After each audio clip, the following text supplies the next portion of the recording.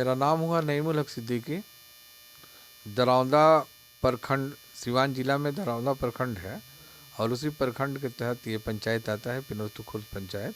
दरौंदा प्रखंड का 1 नंबर मैंने पहला पंचायत यही पड़ता है, ग्राम पंचायत राज पिनोतु खुर्द, यहीं के हम मुखिया हुए।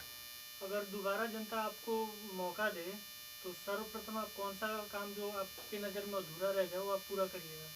पैसा के साथ नीचे में पैसा के कुछ कमी की वजह से हमारे यहाँ कुछ गली नली का काम बाकी रह गया है। अगर फिर हम दोबारा मुखिया बनते हैं और सरकार की तरफ से अगर फंड आता है तो वो नली गली के काम हम पूरा कराएंगे। आप यहाँ के वर्तमान मुखिया हैं, तो यहाँ का आपके पास जनता कौन सा एक ऐसा समस्या है जो हमेशा ये आपको सुनना पड़ता है जनता के लिए? देखिए, हमारे यहाँ जो मेन समस्या है वो कुछ अतिक्रमण के लेकर के है। जिससे कुछ सरकारी गढ़ा है, लोग उसका अतिक्रमण कर लिए हैं। कुछ 1-2 ऐसा रोड है हमारे गांव में जो उसको अतिक्रमण करके लोग बैठे हुए हैं, बनने नहीं दे रहे हैं। इसके लिए हम लोगों ने सरकार को बहुत लिखा, मौखिक भी कहा, हमारे डीएम साहब से यहाँ मीटिंग भी हुई थी, उसमें भी हमने लिख करके दिया, लेकिन उस पर कोई कार्रवाई नहीं हो रही है। चाहे कहीं से उनको प्रेशर पड़ रहा है या कोई और मामला है, ये बात समझ में नहीं आ रही। ये काम को हम लोगों ने 3-3, 4-4 बार पेन पेपर में दिया, मौखिक कहा, लेकिन ये काम नहीं हो रहा है। सरकार की तरफ से इस काम में बहुत कोताही हो रहा है। वो सबसे पहला काम जो है अतिक्रमण वाला है। अच्छा, कोरोना काल में आपने कुछ जनता की सेवा की? जी, कोरोना काल में हम लोगों ने ऐसा किया था कि जिनके पास राशन कार्ड था उनके लिए तो सरकार ने अपना जो चलाना था वो चलाई। उनको राशन कार्ड पर अनाज मिलता था, फ्री भी मिला। लेकिन बहुत सारे लोग ऐसे थे जो बाहर से आ गए थे, उनके पास राशन कार्ड नहीं था। उन लोगों के लिए हम लोगों ने जब लिस्ट बनाया तो हमारे पूरे पंचायत में लगभग 500 आदमी थे जिनके पास राशन कार्ड नहीं था और जिनके खाने पीने के लिए बहुत परेशानी थी।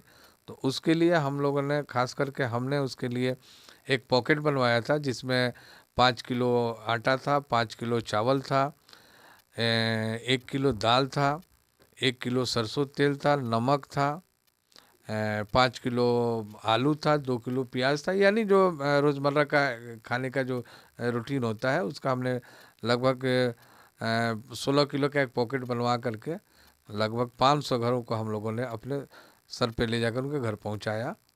और उसके अलावा भी पंचायत को सैनिटाइज करना, ये सब हम लोग के लिस्ट में रहा और इस काम को हम लोगों ने किया। साबुन बंटवाना, मास्क बंटवाना, ये सब हम लोगों का वो था, हम लोग इसको किए हैं। इससे पहले भी आप चुनाव लड़ चुके हैं? इसके पहले हम 2001 में फर्स्ट जो चुनाव हुआ पंचायती राज का, 20 बरस के बाद जो चुनाव हुआ उसमें हम पहले मुखिया हुए।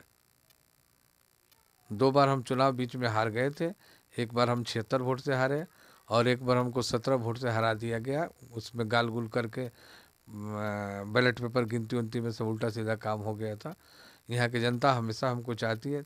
अभी इस बार जो हम मुखिया उसमें हम 600 वोट से जीते थे। आज भी जनता मेरे पीछे एकदम दीवाना है और फिर इस बार भी हम जीतने जा रहे हैं। दोबारा आपको ही क्यों वोट दे आपकी जनता?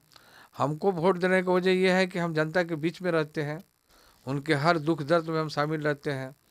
अगर 12 बजे रात को भी किसी का फ़ोन आ जाता है कि मेरे घर में बच्चे की तबीयत ख़राब हो गया, हमारे पास खुद गाड़ी है, अपनी गाड़ी लेके जाते हैं और डॉक्टर के पास ले जाके दिखा देना।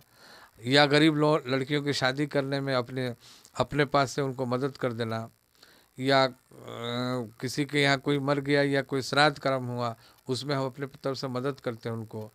और उनको ऐसा लगता है कि हमारे घर के मेंबर है। हम भी ये समझते हैं कि ये पूरे पंचायत जो है, हम मुखिया होने के कारण हमारा एक दायित्व बनता है कि उनके हर दुख सुख में हम शामिल रहें। ये कहने वाली बात नहीं है, ये चुनावी भाषा नहीं है, ये सामने नज़र आ रहा है, लोग जानते हैं।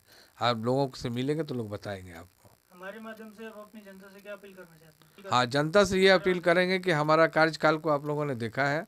अगर आपको ये लगता है कि हाँ हमारे मुखिया के लायक हैं, हमारे दुख सुख में हमेशा शामिल रहे हैं, या जो भी विकास के काम मनरेगा से लेकर के जल नल रोड वगैरह का जो भी काम हुआ है, अगर ये तमाम बातों पर अगर हम खरा उतरे हैं तो फिर हमको वो मुखिया बनाएं।